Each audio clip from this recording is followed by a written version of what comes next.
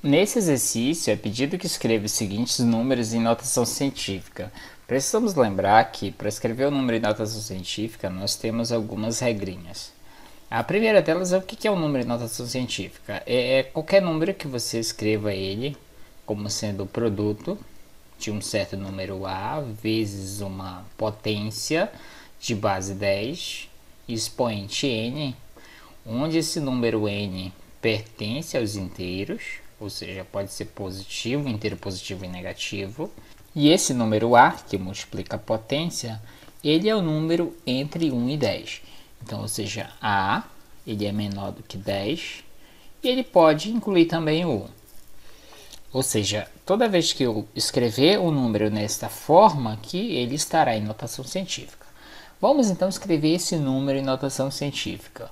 Bem, para que isso aqui fique expresso em notação científica, a vírgula deveria ficar bem aqui nessa posição. Porque daí nós ficaríamos com 2,5. E 2,5 é o número entre 1 e 10. Então vamos escrever isso. Então vai ficar assim, 2,5 vezes 10 elevado a um expoente que eu não sei quem é. Mas é fácil nesse caso descobrir. Basta você verificar quantos algarismos tem entre a vírgula original e a vírgula que eu acabei de colocar. Bem, observe que só tem um algarismo aí, que é o algarismo 2. Nesse caso, então, esse expoente aqui vai ser 1. Mas esse 1 vai ser negativo, porque a vírgula está vindo nesta direção, ou seja, da esquerda para a direita. Então, toda vez que você desloca a vírgula nesse sentido, você coloca um sinalzinho de menos aqui. Vamos ver um outro exercício aqui, que é 200. Como é que eu escrevo 200 em notação científica?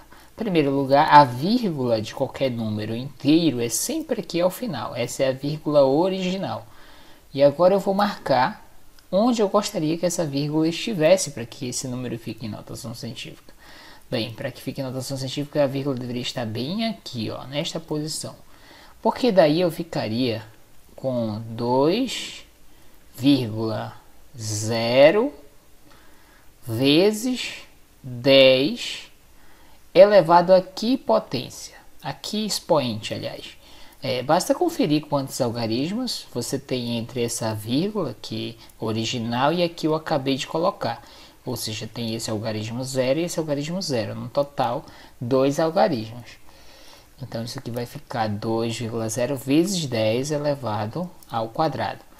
Bem, agora isso é positivo ou é negativo? Observem que a vírgula ela veio para esta outra direção, ou seja, da tua direita para a esquerda. Então, isso aqui é positivo.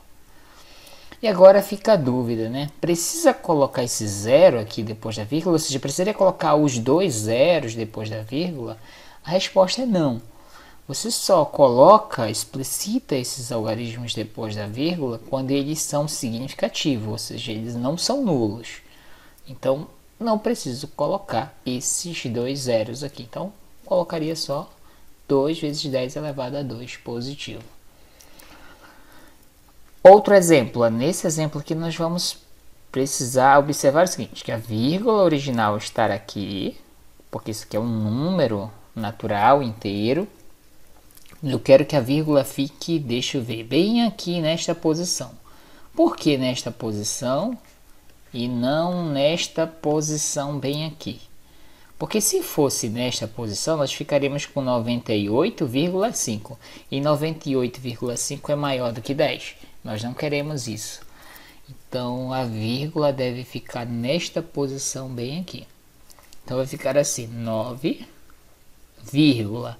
Bem, agora eu preciso colocar esses dois algarismos, porque eles são significativos, eles são diferentes de zero. Então, vou ter que colocá-los. Vezes 10. 10 é que potência? Que expoente? Vamos conferir. Então, tem um algarismo, 2, 3, 4, 5 entre as duas vírgulas, a original e aqui eu acabei de colocar.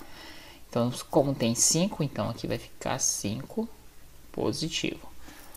Esse sinal de mais não é obrigatório. Então, você pode só colocar como 9,85 vezes 10 elevado à quinta potência.